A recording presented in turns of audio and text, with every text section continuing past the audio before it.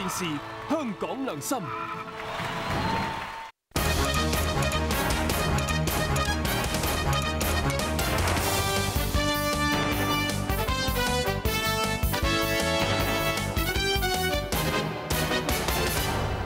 各位歡迎收睇6點鐘新聞，我係胡天行，我係宋志浩。先睇下今日嘅新聞重點。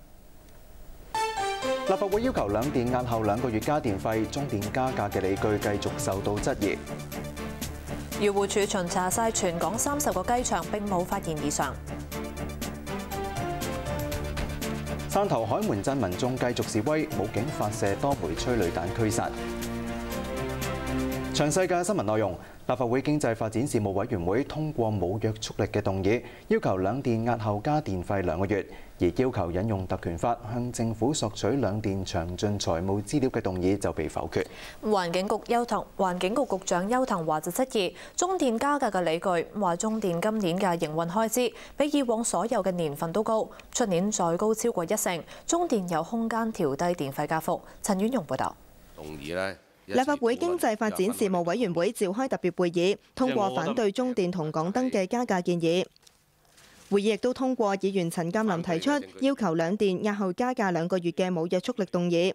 但係申請引用立法會權力及特權條例，要求政府同兩電提供詳細財務資料，包括係調整電費嘅理據，動議就不獲通過。因為就算而家你攞 P&P 都好啦。你都冇呢個程序可以處理得到嘅，唔係我哋事務委員會話攞 P&P 就可以攞 P&P 嘅。我呢個動議並不是阻佢1月1號加價，我冇咁天真。環境局提交立法會嘅最新文件顯示，中電今年嘅整體營運開支係歷年最高，出年再高1成1。出年用嘅燃料較今年少，但燃料費要加。局長邱騰華質疑中電以減排為加價嘅理由唔充分。減排嘅裝置呢，唔係淨係由2012先至做。呢個工作過往幾年一路都做，而且係接近尾聲，所以個入帳咧係年年都有。所以我哋解釋咧就係話呢個係一個必要嘅開支，但係不能夠全面去解釋點解2012年係咪就係因為個減排嘅裝置就能夠解釋到中電喺呢1年裏面能夠即係要有一個9.2% 嘅增幅咧？但係中電堅持無意改變決定或者係延遲加價，會繼續同政府磋商。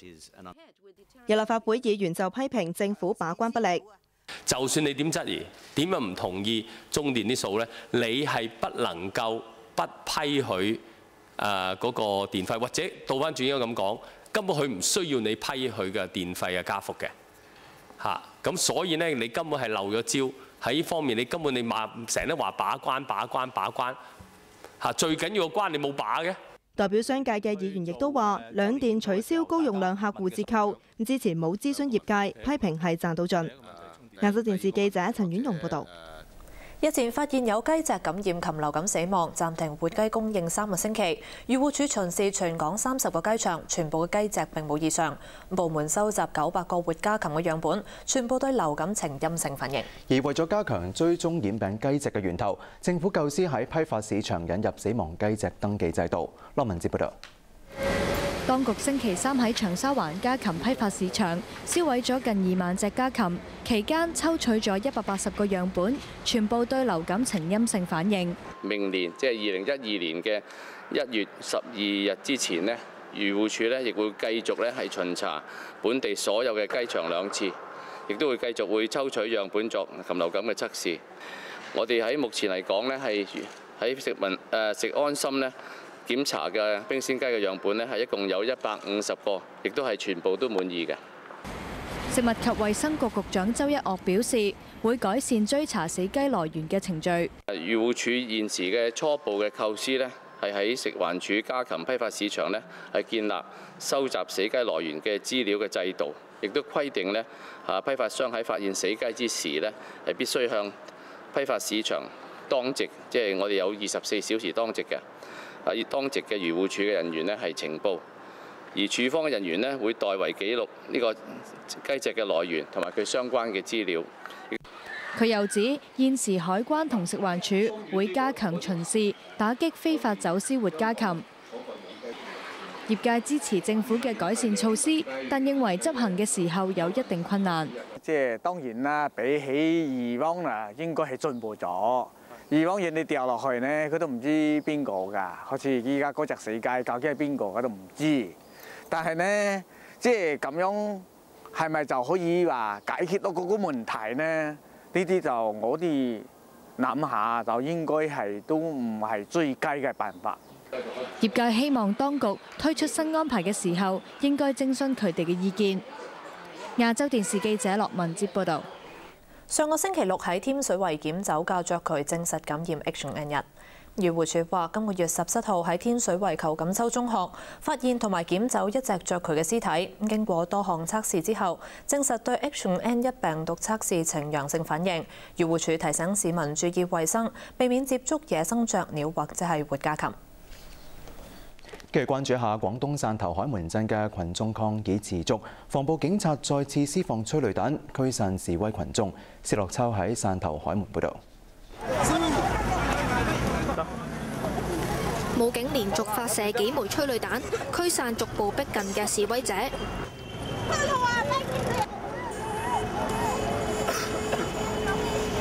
示威者即刻跑到幾十米外，用水洗面。有人踢走啱啱發射出嚟嘅催淚彈，但係等到催淚氣體散咗之後，過千個示威者又再次聚集喺鄰近深汕高速公路海門出口嘅一個油站，同大約100米外嘅武警對峙。有人試圖衝向被警方封鎖嘅收費站。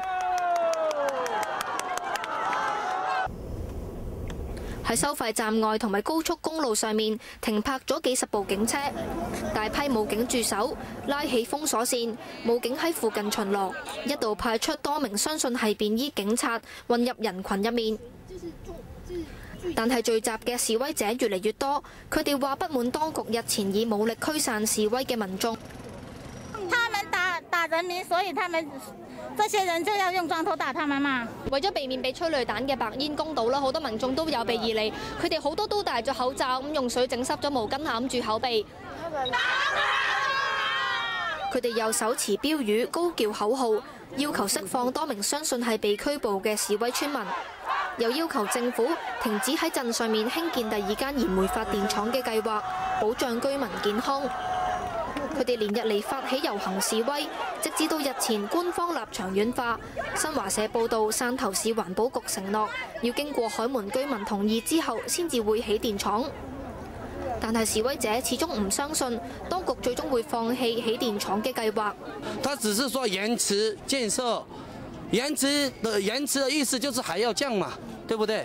佢哋又話都係自願咁表達訴求，唔係受到少部分人煽動先至上街。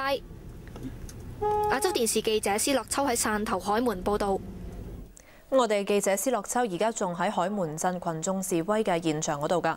係啊，施樂秋啊，而家仲有幾多嘅民眾喺嗰度啊？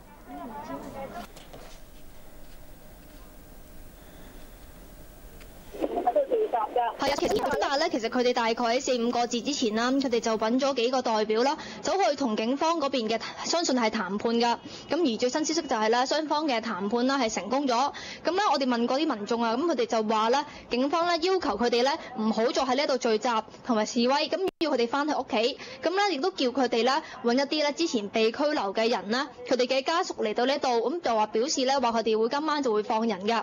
咁但係咧，我哋呢個消息咧係仲未得到證實㗎。咁而家睇翻現場呢一度啦，咁一部分啦，咁相信咧應該係啲被捕嘅人嘅家屬咧嚟到呢一度㗎。咁我哋咧就再睇翻，其實警方嗰邊啦，入夜之後咧，其實咧已經係少咗好多警車同埋武警喺呢一度駐守㗎啦。咁而高速公路上面咧亦都見到少咗好多警車嘅。咁但係我哋而家咧仲係要向政府方面咧證實翻雙方談判成功呢個消息咧係咪真實㗎？咁但係咧而家現場見到咧，其實已經係少咗好多嘅民眾喺呢一度。我哋呢度現場嘅報導係咁多，交翻俾你先，宋子豪。唔該晒施樂秋同埋外面咁多位同事。廣東汕頭海門鎮嘅示威，當地政府前日拉咗5個人。尋晚汕頭電視台播出部分被捕人士嘅片段，承認堵塞高速公路等等嘅行為錯誤。咁節目入面又呼籲示威者主動自首。羅佩瓊講下。汕頭電視台一個新聞節目探討海門鎮嘅示威，3個相信係示威者被捕之後自我檢討。佢會講掟政府，某一種工地掟政府。甲牛再拄搞出路。伊是說搞家己製作是毋對嘛，製作是錯嘛。我唔懂得這個咩，也唔懂得這個法律。如果我懂得嘅話，我無去拄搞手工咯。通過以後嘅手動步驟，通過食起來食，該行會不輸去。更加冇遐辦到這個可能攏聽數。節目中亦加插咗3個律師嘅訪問，分別講出堵塞高速公路、妨礙公務同埋打砸罪行嘅刑責，又強調如果有訴求可以透過法律途徑，包括行政復議或者行政訴訟去處理。咁呼籲示威者回頭是岸，主動向公安部門自首，從寬處理。另外，新華社又首次報導事件，指今日中午大約500-600個群眾有組織咁喺深汕高速海門收費站進行抗議，周圍大約有2000個民眾聚集。報導又提到，因為反對當地嘅發電項目上馬，喺星期2同埋星期3亦分別有幾百個群眾聚集，令到交通受阻，但未有提到有人被捕。亞洲電視記者羅寶瓊報導。各位休息陣，轉頭翻嚟會報導。昂坪360纜車2個星期之內3度故障，機電署要求全面檢查車廂嘅調距器。國家副主席習近平探訪泰國水災災區，提供4億美元貸款協助重建。